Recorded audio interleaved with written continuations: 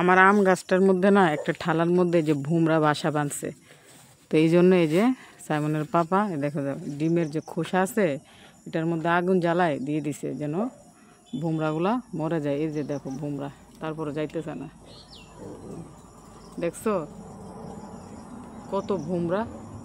এই ভুমরাগুলা কিন্তু আমার এই যে আম নষ্ট করতেছে। যে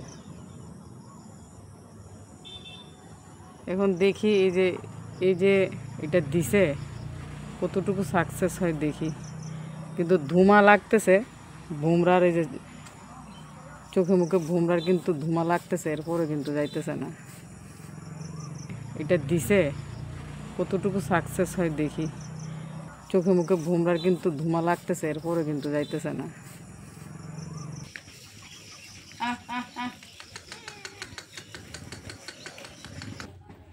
আমাদের হচ্ছে একটা হাঁস আছে, তো একটা হাঁস ডেলি একটা করে ডিম পারে, তাই আমি ডিমগুলা খোয়ারের মধ্যে রেখে দিই। তো 27টা যখন জমে তখন সবগুলা ডিম নিয়ে ধুয়ে টুয়ে ফ্রিজে রাখি আর কি। কয়টা ডিম হয়েছে? 6টা। কয়টা ডিম আজকে পারছে ডিম? না, আজকে ডিম পারছে না। ডিম পাইছো নি? ডিম না, আমি তো পাইছি না।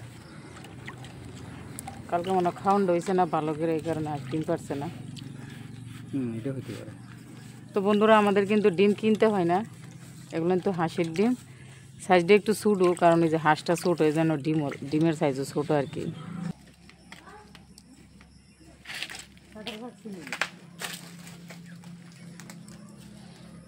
পাকছে? ওই উপরের গুলা মনে পাকছে।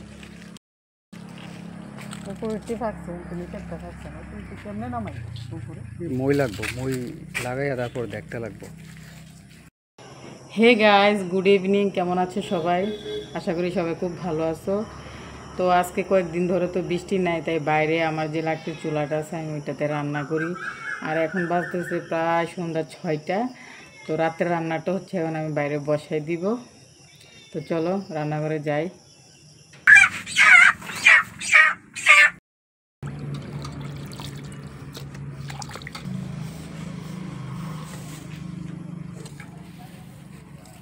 মাংস ধোয়াধুয়ি কাটাকাটি শেষ।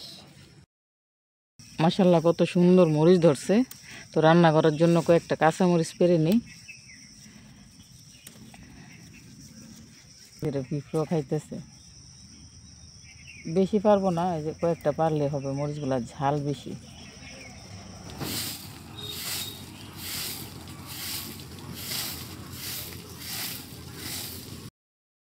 দেখো পুরা সন্ধ্যা হয়ে গেছে, এখন কিন্তু 6টা, সোয়া 6টার মতো বাজতেছে।